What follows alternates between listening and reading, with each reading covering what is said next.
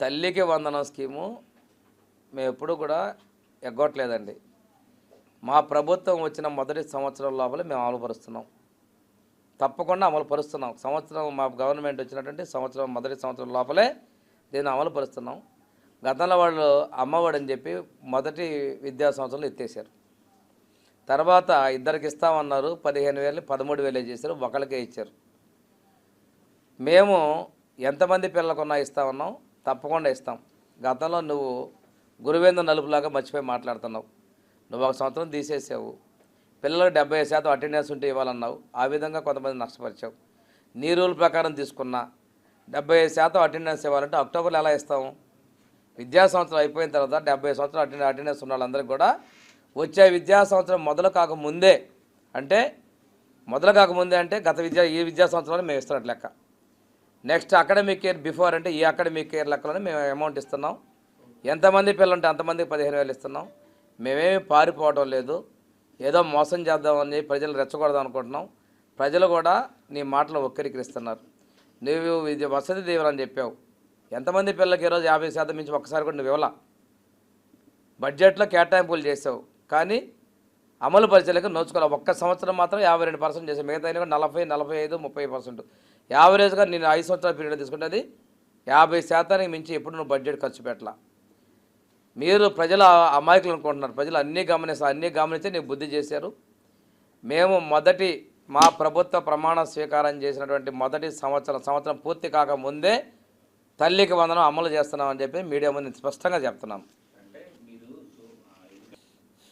ఒకసారి గత క్యాలెండర్ తీసుకుంటే ఎన్నిసార్లు హౌస్ అరెస్టులు చేశారు, ఎంతమంది మీద దాడులు చేశారు. మీరు ఒక కక్ష సాధింపు చేశారు. ఈరోజు వంశీని అరెస్ట్ చేశారు, దానికి తీసుకొచ్చి దళితుల గురించి మాట్లాడతారు. ఈరోజు ఇంకో విషయం ఏంటంటే ఈ విధంగా మేము అక్రమ అరెస్టులు చేసినప్పుడు చాలామంది ఉన్నారు, 1, 2, 3, 4, 5 దాకా ఉన్నారు పెద్దలు. వాళ్ళని కూడా మీద ఏమైనా ఎలిగేషన్స్ వచ్చాయి, వాటిని చూసుకున్నాం, విచారణ చేసాం. విచారణలో దోషులని తేలిన తర్వాతే పోలీసులు అరెస్ట్ చేస్తున్నారు. మేము విధంగా అరెస్ట్ చేస్తుంటే జిల్లాలో కదా కాన్స్టిట్యున్సీలో 10 మందిని తీసుకుంటూ రావాలి. 175 కాన్స్టిట్యున్సీలో ఈరోజు చూసుకుంటే దాదాపుగా 17,500 మందిని ఈ పాటి చేయాలి మేము అరెస్టులు మినిమం. అటువంటి తప్పుడు సాంప్రదాయం మా నాయకుడు ప్రోత్సహించడం లేదు. ఎన్డీఏ కూటమిలో ఉన్న భాగస్వామి పక్షాలైనటువంటి జనసేన అధినేత పవన్ కళ్యాణ్ గారు కావచ్చు, అదేవిధంగా మోడీ గారి నేత బీజేపీ కావచ్చు, ఇప్పుడు కూడా ఇటువంటి కక్ష సాధింపులు మనకొద్దు. మన అభివృద్ధి సంక్షేమం చేద్దాం, దోషులు ఎత్తడం ఉపేక్షించకూడదని మేము వెళ్తా ఉన్నాం. కంప్లైంట్ ప్రకారం మేము ముందుకెళ్తున్నామండి. ఇక్కడెక్కడ రెడ్ బుక్ రాజ్యాంగాలు పదే మీరు చెప్తా ఉన్నారు. మేము ఇక్కడెక్కడ కూడా మీలాగా తప్పుడు ప్రచారాలు మీరు చేసినంత మాత్రం కాదు, మేము తప్పు చేసినటువంటి వాళ్ళు విచారణ తేలినటువంటి వాళ్ళని వెళ్తున్నాం. ఎటువంటి కేసులు గతంలో చూడండి, నా మీద 13 కేసులు పెట్టారు. ప్రతి ఒక్క శాసనసభ్యుల మీద 20 కేసులు ఉన్నాయి. ఏం తప్పులు చేశారు? ఎన్నెన్నో చూశారు. అదే 8 నెలలు పట్టాల్సిన అవసరం ఉందా? అమలు చేయలేకపోతే మేము చేసాం. వచ్చిన వెంటనే కూడా పెన్షన్ పెంచాం. మీ చరిత్రలో ఏమైనా ఉందా? ఎన్టీఆర్ భరోసా పైన 4,000 చేసాం. మీలాగా విడతల వారీగా తర్వాత చెప్పాం అసెంబ్లీలో, బయటికి చెప్పలేదే. ఓటు అడిగేటప్పుడల్లా 3,000 అని ఏళ్ళు చూపించారు అందరూ. అది మోసం కాదా? సిపిఎస్ వద్ద అన్నా వారం అన్నావే, దాని గురించి ఇప్పుడు మళ్ళీ ఏమైనా ఎత్తుతున్నావా, నోరిపుతున్నావా? అమ్మఒడి 2 అన్నావే, ఎందుకు ఇవ్వలేకపోయావు? మేము అలా ఏం పారిపోవటం లేదు. మాకు మ్యాండేట్ ఇచ్చారు. మా హామీలని మేము ఇచ్చినటువంటి వాగ్దానాలను ప్రజలు నమ్మారు. ప్రతిదీ అమలు సూపర్ 6లో భాగంగా మేము ఇచ్చినవి కూడా చేసుకొస్తున్నాం. ఈరోజు దీపం 2, ఈరోజు నేను మా జిల్లాలో తీసుకుంటే 3,20,000 మంది ఇస్తే 200 మందే కంప్లైంట్ వచ్చింది. చాలా పర్సెంటేజ్ ప్రకారం నెగ్లిజిబుల్ అయినా కానీ షార్ట్ అవుట్ చేసి మొత్తానికి వచ్చేందుకు మేము చర్యలు తీసుకుంటున్నాం. ఈరోజు ఇంటింటికి వెళ్ళమంటారు ముఖ్యమంత్రి గారు. పెన్షన్లు పంపేటప్పుడు కానీ ఎక్కడ ఇబ్బందులు వస్తే ప్రజలు అడుగుతారు, జవాబుదారీతనంగా బాధ్యతగా పనిచేయమంటున్నారు. అంతేగాని ఇళ్లలో కూర్చోమనట్లా, పరదాలు కట్టుకోమనట్లా, చెట్లు పక్కన కూడా కట్టుకొని వెళ్ళమనట్లా మమ్మల్ని బాధ్యతగా పనిచేయమంటున్నారు. అదేవిధంగా ల్యాండ్ టైటిలింగ్ యాక్ట్ రిపీల్ చేసాము, దాన్ని రద్దు చేసాము. అదేవిధంగా డిఎస్సి ప్రకటన చేసాం. కాకుంటే వర్గీకరణ అంశం కూడా పరిష్కారం చేసి చేయాలని కోర్టు జడ్జిమెంట్ అందించారు. కాబట్టి నెక్స్ట్ విద్యా సంవత్సరంలోగా దాన్ని మనం అమలు పరుస్తున్నాం. ముఖ్యమంత్రి గారి మధ్య పదే కూడా చెప్తున్నారు, తొందరలోనే రైతు భరోసా కూడా మనం ఇవ్వబోతా ఉన్నాం. అదేవిధంగా తల్లికి వందనం కూడా వచ్చే విద్యా సంవత్సరం మొదలవక ముందే మే నెలలోనే ఇవ్వబోతా ఉన్నాం.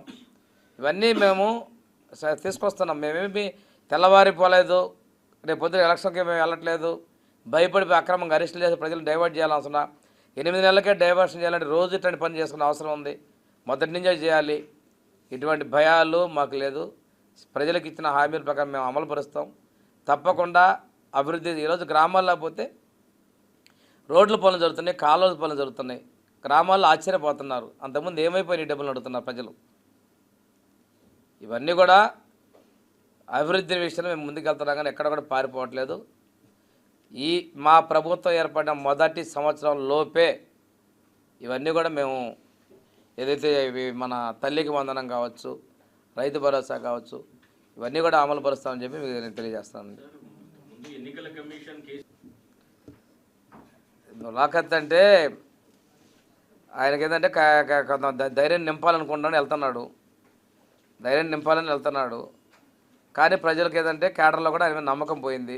రాజ్యసభ సభ్యులు నీ పక్కన ఉన్న అనుంగులు కూడా పార్టీలో రాజీనామాలు చేస్తున్నారు. ఈరోజు చాలామంది పార్టీలోకి వస్తూ ఉన్నారు. ఎమ్మెల్సీలు, అదేవిధంగా రాజ్యసభ సభ్యులు, ముఖ్యమైన నాయకులు కూడా పార్టీలోకి వస్తున్నారు. ప్రభుత్వం అది ఎస్ఆర్ని గేటు తీస్తే మాత్రం రావడానికి చాలామంది ఉన్నారు. మిలాఖత్తు ఇవన్నీ కూడా నీకు తెలిసిన విద్యలే. ఆ రోజు ఉన్నావు, నువ్వు ఆ రోజు లోపల నడిపావు, ఈరోజు బయట నడపాలనుకుంటున్నావు, ధైర్యం చెప్పాలనుకుంటున్నావు. కానీ ప్రజలైతే మాత్రం గమనిస్తున్నారు.